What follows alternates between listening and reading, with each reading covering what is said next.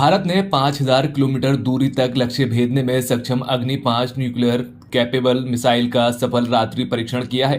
रक्षा सूत्रों के मुताबिक मिसाइल पर नई तकनीकों और उपकरणों के साथ परीक्षण किया गया है। इस परीक्षण ने साबित किया है कि जरूरत पड़ने पर अग्नि 5 मिसाइल की रेंज को बढ़ाया जा सकता है।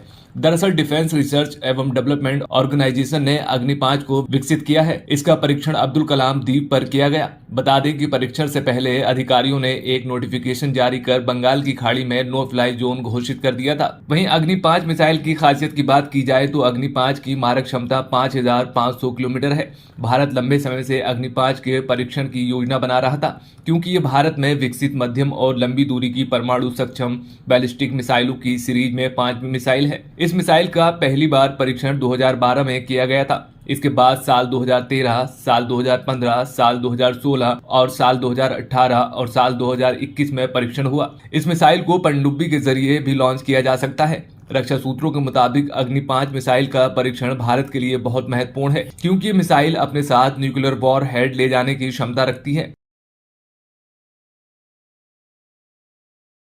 दिल्ली महिला आयोग की प्रमुख स्वाति मालीवाल ने लोकसभा अध्यक्ष ओम बिरला और राज्यसभा के सभापति जगदीप धनखड़ को पत्र लिखा है, जिसमें स्वाति मालीवाल ने महिला सुरक्षा के मुद्दे पर चर्चा के लिए आज के संसदीय कार्य को स्थगित करने का आग्रह किया है। बता दें कि आज निर्भया सामूहिक बलात्कार की 10वीं बरसी है। स्वाति मालीवाल ने कहा कि इस क्रूर वारदात को 10 साल बीत चुके हैं और देश में महिलाओं और लड़कियों के खिलाफ अपराध बढ़ रहे हैं। 10 साल पहले आज के दिन ही निर्भया का दिल्ली में बुरी तरीके से गैंगरेप किया गया था, जिसकी वजह से वो तड़प तड़प के मरी।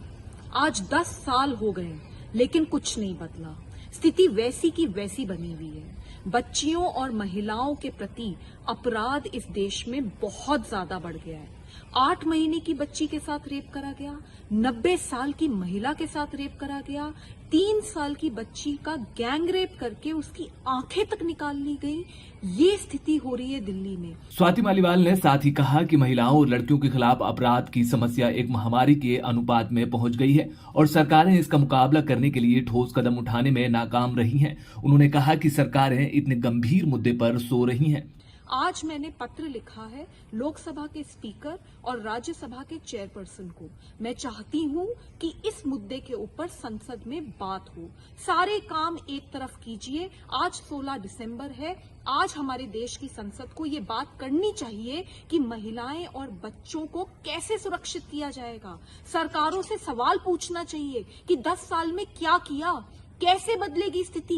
क्या बच्चियां और महिलाएं इसी तरीके की से निर्भयाएं बनती रहेंगी? बहुत जरूरत है कि संसद आज इस इशू के ऊपर गहन चर्चा करे और देश को एक रोड मैप दे। नहीं तो ऐसा ही चलता रहा तो 10 साल बाद भी हम यही बातें कर रहे होंगे और कोई बदलाव नहीं हुआ होगा।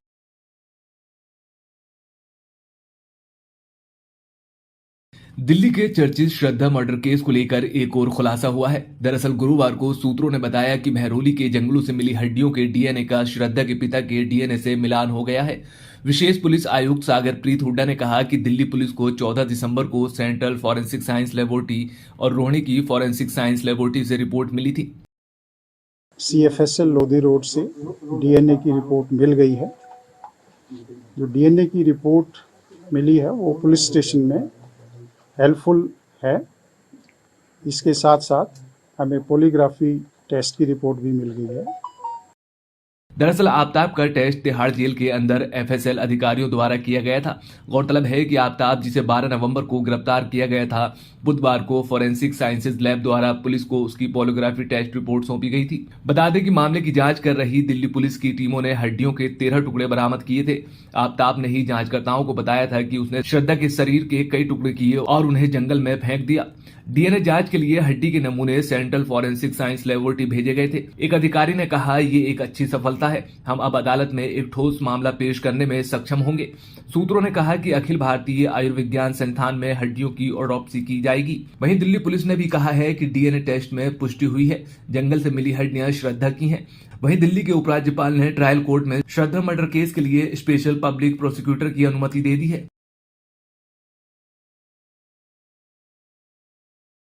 दिल्ली हाई कोर्ट ने केंद्र सरकार की अग्निपथ योजना को चुनौती देने वाली याचिकाओं पर बृहस्पतिवार को अपना फैसला सुरक्षित रख लिया है। हाई कोर्ट ने अग्निपथ को सीधे तौर पर चुनौती देने वाली याचिकाओं के अलावा पिछले कुछ विज्ञापनों के तहत सशस्त्र बलों में भर्ती प्रक्रियाओं से संबंधित याचिकाओं पर भी अपना फैसला सुरक्षित रखा। मुख्य न्यायाधीश सतीश चंद्र शर्मा और न्यायमूर्ति सुब्रमण्यम प्रसाद की बेंच ने याचिकाकर्ताओं के वकील और केंद्र सरकार को 23 दिसंबर तक लिखित दलीलें दाखिल करने को कहा है। दरअसल इस साल 14 जून को शुरू की गई अग्निपथ योजना के तहत सशस्त्र बलों में युवकों की भर्ती के लिए नियम निर्धारित किए गए हैं। इन नियमों के मुताबिक 17.5 से 21 साल की आयु के लोग आवेदन करने के पात्र हैं और उन्हें 4 साल के लिए सशस्त्र बलों में भर्ती किया जाएगा। 4 साल के बाद इनमें से 25% को नियमित सेवा प्रदान करने का मौका दिया जाएगा।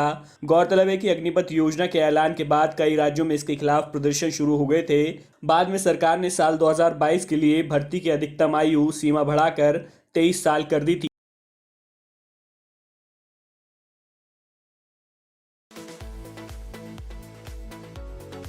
बॉलीवुड की किंग खान फिल्म पठान को लेकर खासी सुर्खियों में है। पठान के गाने बेशर्म रंग पर विवाद के बीच शाहरुख खान ने रिएक्शन दिया है। उन्होंने कहा कि कुछ ऐसे लोग हैं जो सोशल मीडिया पर नेगेटिविटी फैलाने का काम करते हैं, जबकि सिनेमा समाज को बदलने का एक साधन है। 28वें कोलकाता अंतर्राष्ट्रीय फिल्म महोत्सव के उद्घाटन पर शाहरुख खान ने कहा, एक वक्त था जब हम मिल नहीं पाए, लेकिन दुनिया अब नॉर्मल होती जा रही है। हम सब खुश हैं और मैं सबसे ज़्यादा खुश हूँ। मुझे ये कहने में कोई गुरेज नहीं है कि दुनिया चाहे कुछ भी करे, मैं और तुम और दुनिया में सभी पॉजिटिव लोग जिंदा हैं। एक डायलॉग बोल देता हूँ कोई मैं आपके सामने।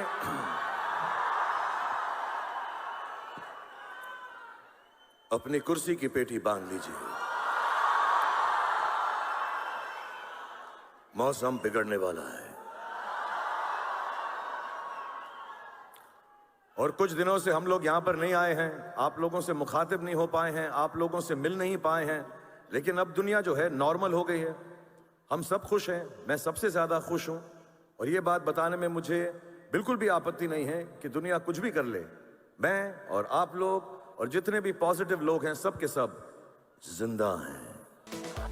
शाहरुख खान का वीडियो सोशल मीडिया पर तेजी से वायरल हो रहा है। उनका ये बयान उनकी फिल्म पठान पर जारी विवाद के बीच ट्रोलर्स को जवाब के तौर पर देखा जा रहा है।